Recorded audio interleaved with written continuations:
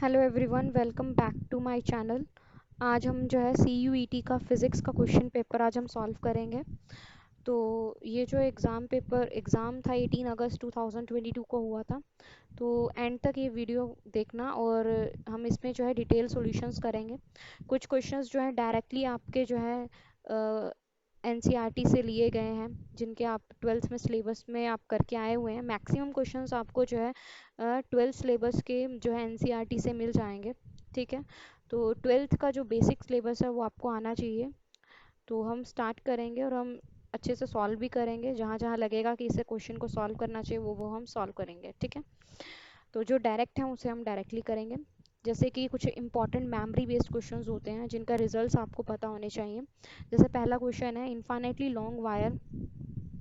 infinitely long wire is charged uniformly with charge density lambda and placed in air, electric field at a distance r from the wire we need to find. ठीक है, r distance पे electric field हमें find out करना है। तो आपने पढ़ा होगा, अगर कोई मान लो हमारे पास इन्फानेटली लॉन्ग वायर है, इसको मान लो मैंने प्लस क्यू चार्ज दिया है।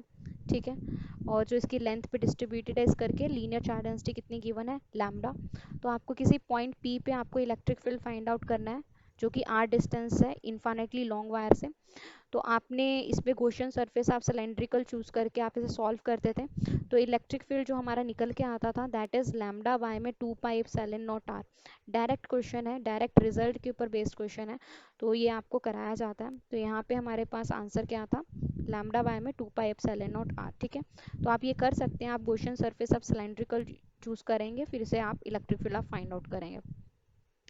नेक्स्ट क्वेश्चन देखिए, 2 पॉइंट चार्जेस हमें गिवन है। एक पे चार्ज है -q, एक पे +q, are placed at separation r, what should where should third charge be placed so that the entire system becomes in equilibrium।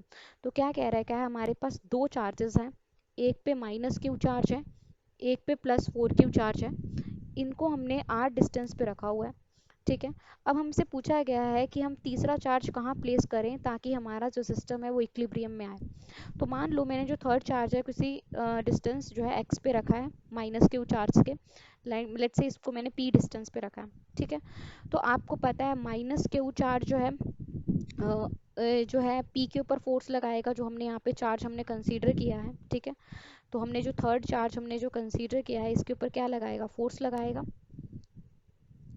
ठीक है, तो आप निकाल सकते हैं। सो हमने मान लिया कैपिटल क्यू चार्ज, हमने यहाँ पे मान लिया। ठीक है, अब -q जो फोर्स लगाएगा कैपिटल क्यू पे, that should be let's say वो हमारा जो फोर्स होगा वो F1 फोर्स होगा। और वो कैसी फोर्स होगी, इनवर्ड फोर्स होगी, क्योंकि वो अपनी तरफ अट्रैक्ट करेगा। राइट, सिमिलरली जो है +4q भी चार्ज फोर्स लगाएगा कैपिटल क्यू पे, पर वो फोर्स कैसी होगी, रिपल्सिव होगी, लेट्स से F2।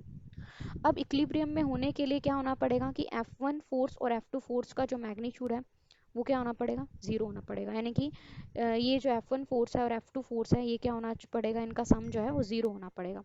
तो सिंपल आप फाइंड आउट कर सकते हैं, F1 आप कैलकुलेट कर सकते हैं, F2 आप कैलकुलेट कर सकते हैं। ठीक है, तो नेट फोर्स जो है जो इस कैपिटल क्यू पे लग रही है that should be zero. Net force जो है ऑन कैपिटल क्यू जो है वो जीरो होना चाहिए। ठीक है, that is F1 vector plus F2 vector that is equal to zero. So F1 F2 की आप वैल्यू पुट कर सकते हैं। F1 हमारे पास क्या आ जाएगा, that is -q capital Q by में 4 pi epsilon naught, this distance is x square. Similarly F2 आप फाइंड आउट करेंगे which is 4q into capital Q by में 4 pi epsilon naught, this distance अगर आप देखेंगे 4 pi epsilon naught, this distance क्या आ जाएगा अपने पास, that is r plus x का whole square, r plus x का whole square. F1 vector, this is F2 vector.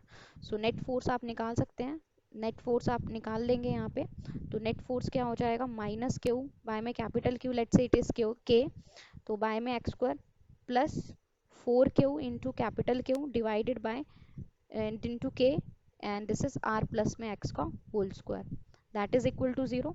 तो यहाँ से कैपिटल क्यू और स्मॉल क्यू जो है वो कैंसिल हो जाएगा, के भी कैंसिल हो जाएगा। सिंपली हमारे पास क्या इक्वेशन आ जाएगी, -1 बाय में x square is equal to -4 by में r प्लस में x का होल स्क्वायर। राइट, तो इसको हम सॉल्व कर लेंगे, माइनस से माइनस कैंसिल हो जाएगा, सिंपल इसको हम सॉल्व करेंगे तो ये आ जाएगा 1/x एंड इसको हम सॉल्व करेंगे तो आ जाएगा r/x, r plus x/x is equal to 2।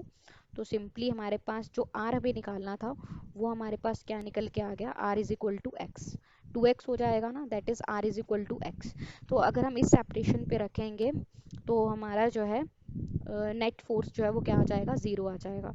तो यहाँ पे इसका आंसर देख सकते हैं हमारे पास क्या होगा इसमें, जब r की वैल्यू जो है अगर हम एक्सट्रीम साइड पे रखेंगे माइनस क्यू के, तो एट अ सेपरेशन r, तो आंसर क्या रहेगा, at a separation r from minus Q on the extreme side of minus Q. तो ये हमारा आंसर है। ठीक है भाई, यहाँ तक हो जाएगा। अब हम आगे बढ़ेंगे, नेक्स्ट क्वेश्चन सॉल्व करेंगे। सो नेक्स्ट क्वेश्चन क्या कह रखा है हमारे पास, so next question is the variation of electric field with respect to distance x from the center of a charged conducting spherical shell। तो आपने conducting spherical shell of radius R हमें निकालना है। तो ये भी बहुत ही डायरेक्ट क्वेश्चन है, ये प्रॉब्लम में कराई जाती है आप लोगों को 12th क्लास में, कि अगर हमारे पास कंडक्टिंग स्फेरिकल शेल है, तो कंडक्टिंग स्फेरिकल शेल यानी कि इसके ऊपर जो है, जो स्फेरिकल शेल हमने कंसीडर किया इसके ऊपर जो है आपके पास जो है प्लस क्यू चार्ज जो है मान लो डिस्ट्रीब्यूटेड है। ठीक है, तो अब हमें जो है इलेक्ट्रिक फील्ड फाइंड आउट करना है। अब आप दो तरह से इलेक्ट्रिक फील्ड फाइंड आउट करते हैं।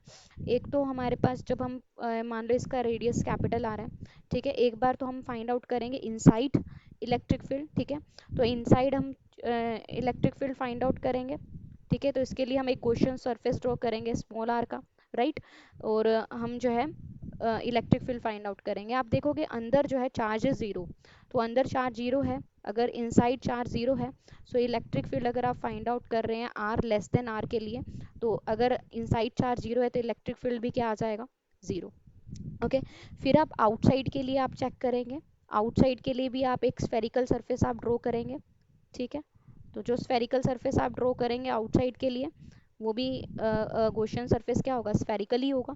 अगेन आप फाइंड आउट करेंगे इलेक्ट्रिक फील्ड, तो आपको पता है यहाँ पे जो वेरिएशन आता है इलेक्ट्रिक फील्ड का, जो रिजल्ट निकल के आता है दैट इज क्यू बाय में 4πε0 आर स्क्वायर, ये रिजल्ट निकल के आता है for R greater than capital R, और इक्वल टू आर पे आप आर जो है वो रिप्लेस हो जाएगा कैपिटल आर से। सो सिंपली हमारे पास रिलेशन क्या है कि r less than capital R से electric field is zero, r greater than R पे अगर हम देखें या आर इक्वल टू आर पे E is inversely proportional to capital R square, और अगर आर ग्रेटर देन आर देखेंगे तो E is inversely proportional to 1 में स्मॉल आर स्क्वायर। सो ये रिलेशन आपको कहाँ देखने को मिल रहा है, यहाँ पे तो डायरेक्टली वेरिएशन है आर के साथ विच इज़ नॉट पॉसिबल। तो नेक्स्ट जो है नहीं, यहाँ पे नेक्स्ट बिल्कुल करेक्ट है, क्योंकि यहाँ पे इलेक्ट्रिक फील्ड क्या है इस रीजन में जीरो है, अगर हम r less than capital R देखेंगे इलेक्ट्रिक फील्ड इज जीरो, और आर ग्रेटर देन आर के लिए it is inversely proportional to r square, right. So next भी नहीं हो सकता क्योंकि इनसाइड इलेक्ट्रिक फील्ड जीरो नहीं है इसमें, तो हमारा ऑप्शन नंबर 2 जो है करेक्ट है। आगे बढ़ेंगे अब हम। ठीक है, नेक्स्ट क्वेश्चन देखिए यहाँ पे, देखो क्या दे रखा है, a conducting sphere is charged if electric field at a distance 20 centimeter from the center of sphere is 1.2 into 10 to the power 3 newton per coulomb points radially inwards, so net charge on the sphere is, क्या कह रखा है, एक conducting sphere है जो कि charged है। ठीक है, और इलेक्ट्रिक फील्ड हमें किसी 20 सेंटीमीटर पे हमें निकालना है स्फीयर के, और हमें कह रखा है कि इलेक्ट्रिक फील्ड गिवन है 20 सेंटीमीटर पर जो है, किसी 20 सेंटीमीटर पे इलेक्ट्रिक फील्ड हमें गिवन है 1.2 इंटू 10⁻³ न्यूटन पर कूलम। ओके, हमसे पूछा गया नेट चार्ज निकालना है स्फीयर का। तो मैंने जैसे ये कंडक्टिंग स्फीयर है, अभी हमने कंडक्टिंग स्फीयर अगर हमारे पास है तो उस केस में हमारे पास जो है इक्वेशन क्या रहती है कंडक्टिंग स्फीयर की, मतलब इसको अगर प्लस क्यू चार्ज दिया हुआ है, इसका रेडियस मान लो कुछ कैपिटल आर है, ठीक है, और आपको 20 सेंटीमीटर पे जो है आपको यानी कि स्मॉल आर कितना है, यानी कि पूरा डिस्टेंस जो है 20 सेंटीमीटर पे हमें जो है इलेक्ट्रिक फील्ड हमें गिवन है। तो आपने अभी किया है कि इलेक्ट्रिक फील्ड जो है अगर कोई पॉइंट आउटसाइड लाई करता है तो इलेक्ट्रिक फील्ड का वैल्यू क्या रहता है, के क्यू बाय में आर स्क्वायर, राइट, यही हमने पढ़ा अभी। सो बस यहाँ से हमें चार्ज निकालना है, क्यू आपको निकालना है। सो क्यू क्या होगा, electric field into r square by में के। ठीक है भाई। और लेट से अगर हम जो है इसको, मैं थोड़ा सा और इसको ठीक करके लिखेंगे, 1 सेकेंड। ठीक है, तो यहाँ पे हो जाएगा। तो अगर आप इसको यहाँ पे सॉल्व करेंगे, क्यू इलेक्ट्रिक फील्ड की वैल्यू आपको गिवन है, इसका मैग्नीट्यूड गिवन है, तो मैग्नीट्यूड की टर्म्स में हम लिख रहे हैं, ठीक है, इंटू आर स्क्वायर। तो चाहे तो ये वेक्टर साइन हटा दीजिएगा। सो इंटू आर स्क्वायर हमें कितना दे रखा है, 20 सेंटीमीटर, तो मीटर में कन्वर्ट करेंगे तो कितना आ जाएगा, 0.2 metre, right. So 0.2 whole square by में के की वैल्यू आपको पता होनी चाहिए, के इज़ 9 × 10⁹ ठीक है। तो यहाँ से हमारे पास वैल्यू निकल के आएगी क्यू की कुछ 5.33 × 10⁻⁹ कूलम। ओके, तो ये अगर हम ये देखें कि ये तो सिंपल हमने मैग्नीट्यूड की टर्म्स में निकाला है, लेकिन अगर हम देखें पॉइंट चार्ज जो है ना, वो अगर सेंटर पे प्लेस्ड होगा ना, सरफेस के स्फीयर के सेंटर पे प्लेस्ड होगा, तो वो क्या होगा, नेगेटिव होगा। तो आंसर जो है वो क्या होगा आपका, ऑप्शन नंबर 4। ठीक है, क्योंकि हमें क्या निकालना है कि जो इलेक्ट्रिक फील्ड है is 20 centimetre from the centre of sphere, right. So point charge अगर हम सेंटर ऑफ स्फीयर जो है वो कैसा होना चाहिए, जो point charge centre of sphere पे वो हमेशा कैसा होना चाहिए, दैट शुड बी नेगेटिव। ठीक है, तो ये हो जाएगा। तो आउटसाइड के लिए अगर आप इलेक्ट्रिक फील्ड आउट निकाल रहे हैं चार्ज पे, वो सेम होगा अगर पॉइंट चार्ज हमारा जो है सेंटर ऑफ स्फीयर के ऊपर लाई करेगा, तो सेम ही चीज़ होगी। ठीक है, तो हमने ये निकाल लिया। आगे बढ़ेंगे, अब हम नेक्स्ट क्वेश्चन सॉल्व करेंगे।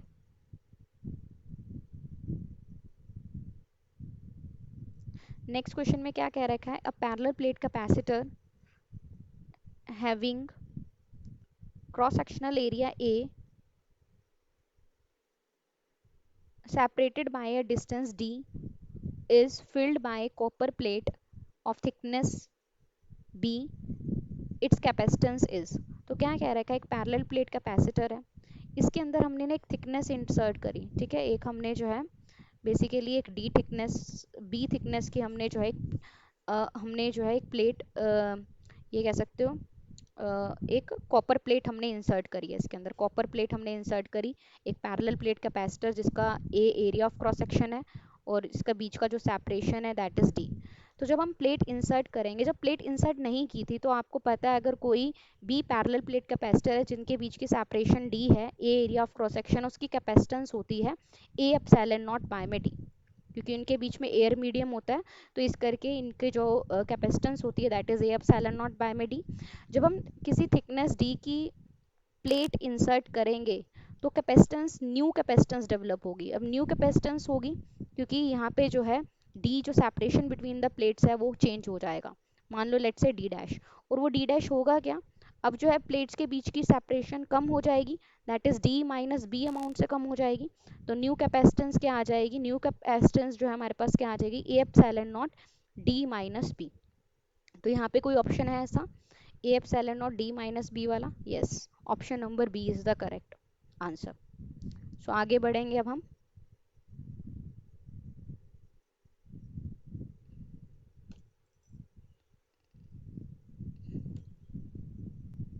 नेक्स्ट क्वेश्चन देखिए क्या कह रखा है यहाँ पे, the expression for torque, the expression for torque tau experienced by an electric dipole of dipole moment p in external uniform electric field is given by. तो आपको जो है टॉर्क निकालना है, तो सिंपल डायरेक्ट आपको क्वेश्चन पूछा गया तो टॉर्क का आपको फॉर्मूला पता होना चाहिए, डायरेक्ट क्वेश्चन है, तो torque is P cross E, right. Direct question था ये, अगर डायपोल मोमेंट p है तो इसको हमें एक्सटर्नल इलेक्ट्रिक फील्ड में हम डालेंगे तो टॉर्क का वैल्यू क्या होगा, torque is always perpendicular to the dipole moment and electric field, तो टॉर्क का हमारे पास क्या होगा, cross product that is p cross e।